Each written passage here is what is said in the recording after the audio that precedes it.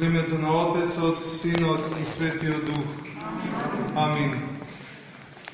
Возлюбени братја и сестри во Христа Господа, во овие рани утрински часови го завршивме бдението со света божествена литургија, посветено на и отслужено во чест на светата великомаченица Марина. Имено светата великомаченица Марина е родена во Антиохија Псидиска, во пределите на Мала Азија, во тој расадник на маченици и на светители уште од првите векови на христијанството.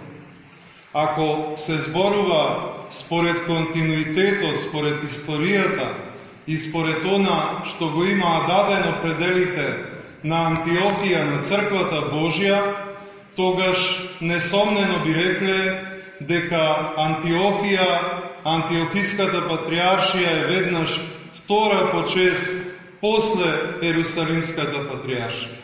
Гледано во тој историски контекст и во контекст на плодовите кои таа земја ги дала. Бројни маченици светители излегоа таму.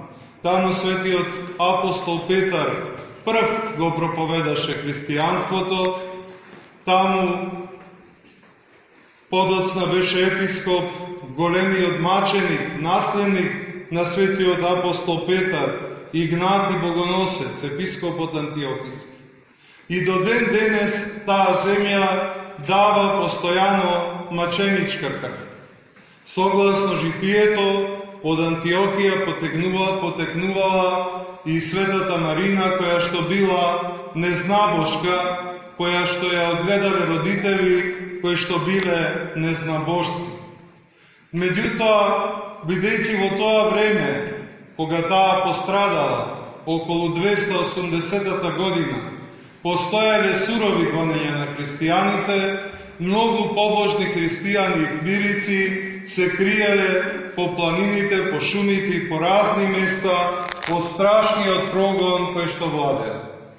И така света Марина Египетска, и така светата великомаченица Марина се сретнала со некој христијанин кој открил за Христа Господа и таа од тој момент се разгорела со огромна љубов кон Господа Исуса Христа заради тоа што ја е даден епитетот огнена, односно чија вера, чие срце, чие расплантен ерос и расплантена љубов кон Христа Господа била премногу голема.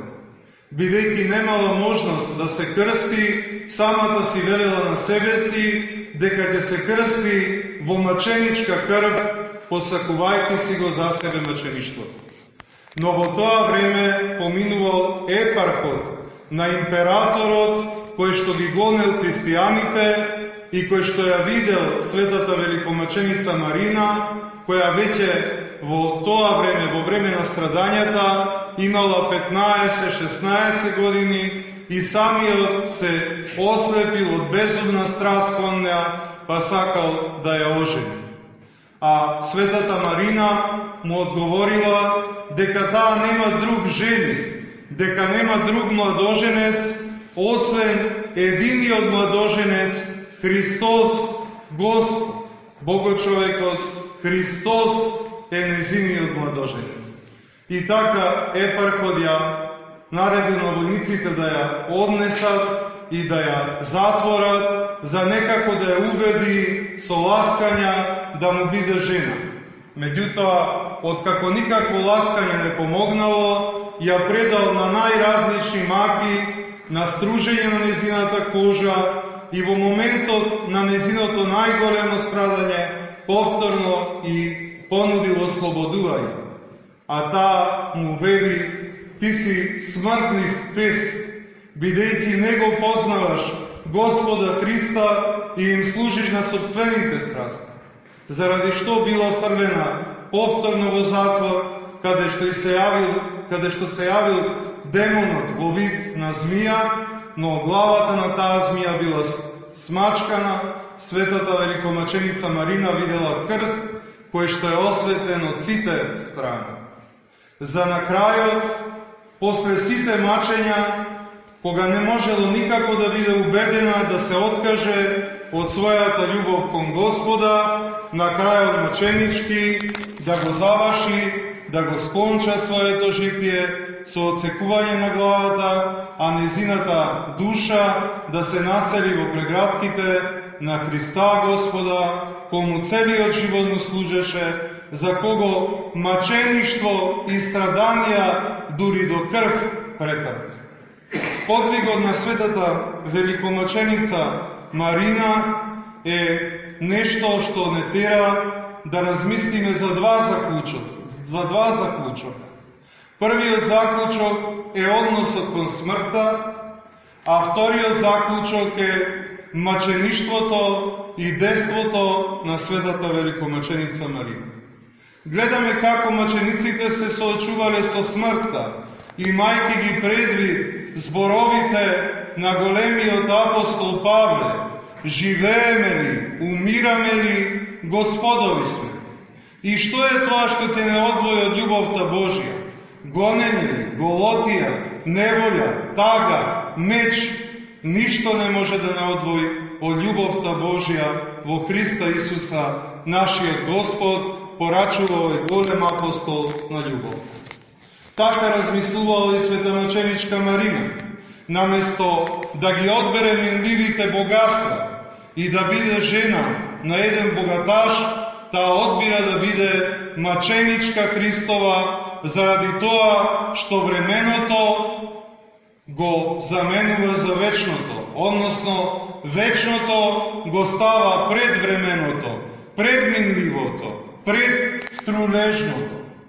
И затоа ние како христијани, иако е нормално, во одредена мерка и во одредена граница, бидејќи е слаба човечката природа, да имаме кога-тогаш некако страх од смртта, бидејќи ние за смртта знаеме од преданието на светите отци на црквата и од Христа Господа, но не сме го вкусиле, тоа и ни е непознато емпириски. Цврсто веруваме, но емпириски ни е непознато и затоа е нормално помалку и да се плашиме. Но не е нормално за еден христијанин тој страх да завзема патолошка форма. Таква патолошка форма, каква што гледаме дека завзема денес со коронавирусот. Ние како црква Божја никогаш не се спротиставивме на мерките кои државата ги наметнуваше. Секогаш бевме соработливи, дури и советувавме во граѓанскиот свет тие мерки да се почитуваат. Но да се плашиме, како што има случаи, да се причестиме заради короната е абсурдна работа. Бидејќи во путирот е Христос животот, а ние да се плашиме од тоа да се причестиме. Знаете, западната цивилизација не научи да размислуваме дека омразата е спротивна на љубовта. Меѓутоа, омразата не е спротивна на љубовта. Стравот е спротивен на љубовта. Зошто љубовта стравот го пади. Оној кој љуби, тој не се плаши. И колку повеќе човек љуби, толку помалку и се плаши. Така што ако јас одам пред путирот за да се соединам со телото и крвта Христова, не ни размислувам за ризиците. Ајде, што тоа никако не може да пренесе вирус, но јас не сакам ни да размислувам за било каков ризик заради тоа што се соединувам со љубениот Христос. И каков ризик може да има тука? Па, и ако умреме, зарем биолошката смрт е крај? Зарем ние не живееме со надежда на воскресението и животот вечен? Зарем апостолот Павле не велеше дека сака да биде одвоен од телото, но вели ете заради вас сакам да останам уште малку во тело. Таква беше верата на сите ранохристијански маченици, вклучително и примерот на светата великомаченица Марина. Какви се тие абсурдности на дезинфицирање на приборот за причест, дезинфицирање на лажичките за причест, нарушување на најблиската заедница меѓу луѓето и нејзино тотално раскинување преку остра медиумска кампања која действува по принципот на перење на мозокот.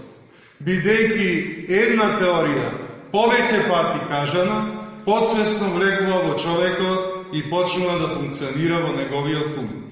Тоа се проверени експерименти, проверени начини на перење на човековиот ум, кои за жал функционира.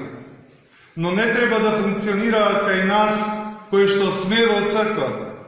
Ние не треба да се плашиме ниту од животот, ниту од смртта, бидејќи сме по благодат Божи, нашата душа е бесмртна, а нашето тело ќе воскресне во денот на сеопштото воскресение. Според тоа, нашиот однос треба да биде храбар однос, како и сите маченици, како и раните христијани, како и примерот што ни го дава светата маченичка Марија. Другиот пример што сакам да го потенцирам е храброста на оваа маченичка, кога го брани својот идентитет и својата чест. Знаеме дека денес во светот будната страст е премногу расширена и дека за жал младите луѓе често паѓаат во таа страст. А гледате оваа маченичка. Зарад Христа и зарад да не се извалка, да не ја извалка својата душа и своето тело со срамната будна страст, одбира смрт, значи ја брани својата чест, го брани својот христијански идентитет и христијански начин на постоење.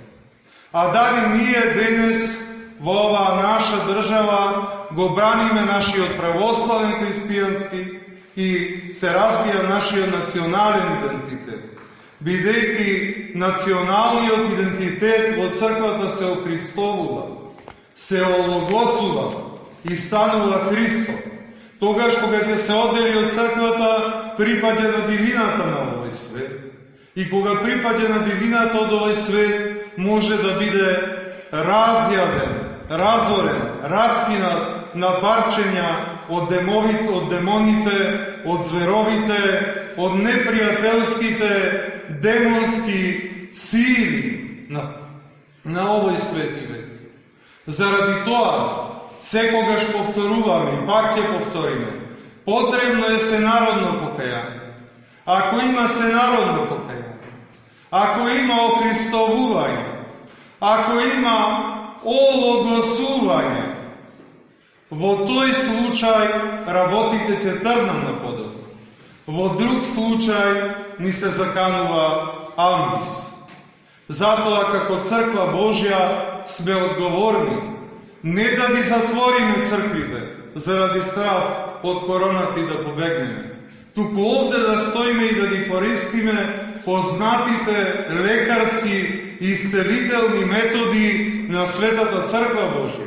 А тоа се богослужбите, светата литургија, молебните канони, молебните пеења и така натаму, што може да помогнат и да не изведат од оваа ситуација трагична во која се наоѓа нашиот православен народ во оваа земја, во овие тешки моменти од секој аспект.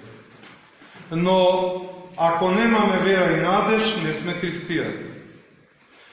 И зарад тоа се надеваме и веруваме цврсто дека Христос Бог нема да го остави овој народ и дека благодарение на трудот на сите оние кои што се цркуваат, на народот Божи пред се, ќе се смилува и ќе даде благодат и сили да ги надминеме овие искушенија.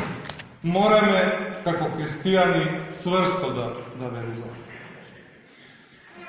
Му се заблагодарувам на те Стефан за благослово да началствувам со ова бдение, со овој прекрасен народ Божи, кој што е создаден со благодатта Божја, но со трудот и со молитвите на отец Стефан, кој долги години bogosluži, проповеда и напорно работи во овој свет.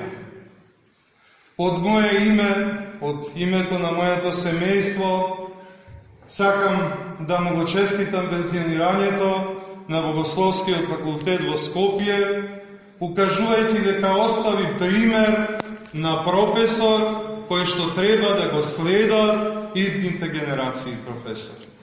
Затоа што да се биде во воспитно-образовниот процес од забавиште па се до факултет, не значи само да се пренесуваат рационални и енциклопедиски знаења на учениците и студентите, туку да им се покажува жив пример на живење на Евангелието Христово. Како што тоа се случуваше кога Свети Јован Шангајски дојде во Битола и ги промени сите ученици во богословија. Заради тоа потребно е да имаме професори кои ќе бидат по-христовени, по-логосени, кои ќе му служат на Христа. Евангелието да биде видливо во нивниот живот. И тогаш и образованието ќе цвета. Понатака на Отец Стефан му посакувам долгогодишна свештеничка служба, долгогодишен подвиг во делото на спасението на луѓето, кој е најблагословениот, најпрекрасниот подвиг на свештеничкото служење. Тоа да се послужи на спасението на другиот човек. Тоа да се биде свештеник, значи да се биде како Мојсеј, кој што го преведе народот во пустината. Така и свештеникот своите треба да ги преведе од пустината на гревот и мракот безбедно кон Царството Небесно. И нема погоремо од тоа дело. Тоа дело е над секое друго. Бог да не крепи сите кои што му служиме на олтар. Во тоа дело докрај да останеме верни и доследни. Нека Бог ве благослови сите, целиот народ Божи, по молитвите на Света Великомаченица Марина и на сите свети. Амин. Амин. Возлюбени во Христа Бога, браќи и сестри, пошто ова слово Отецот, јас не знам што би кажал, освен моето сериозно оградување дека не ги заслужувам тие високи оценки, високо мислење. За мене што Отецот ги има така што ги создава во себе со многу љубов и жртвена љубов од студентските дни, кога првпат јас го сретнав во ходниците на нашиот Богословски факултет и се истакна со својата побожност, ревност, благочестивост, интелигенција. Поради што тој прерасна во еден извонреден свештеник на Светата православна црква, примерен свештеник за сите свештенички поколенија. Јас имам впечаток дека денеска нам тука ни се случува празникот што за 3 дена треба да го славиме, свети пророк Илија, кој што ездејки со огнената кочија, го соблече својот пророчки плашт и му го фрли, му го предаде на својот ученик Елисеј.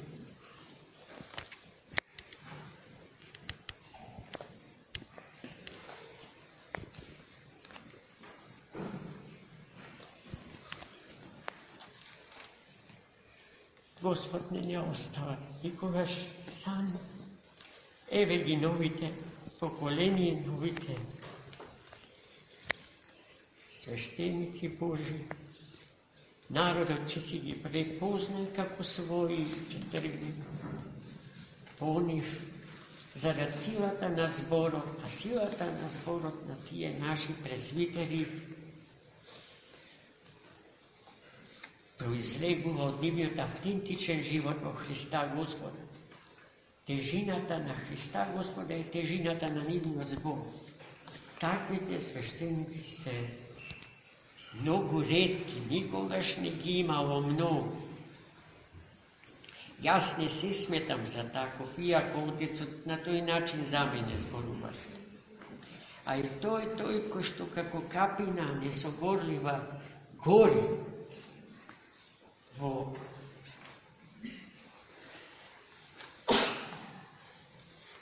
олтарот од љубов спрема Бога и народот Божи.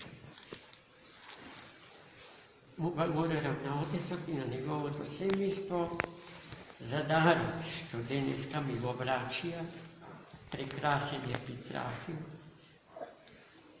Се надевам дека ќе има можности да го употребам. А и како и да е, се со вера треба да се приема.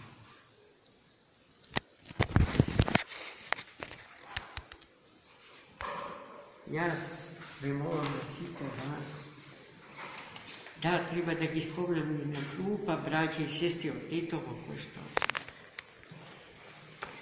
откинаа дел од срцето своје и го дарија денеска на привлегувањето во оваа света богородична обител. Тоа се духовни деца на отец Александар, одлично воспитани.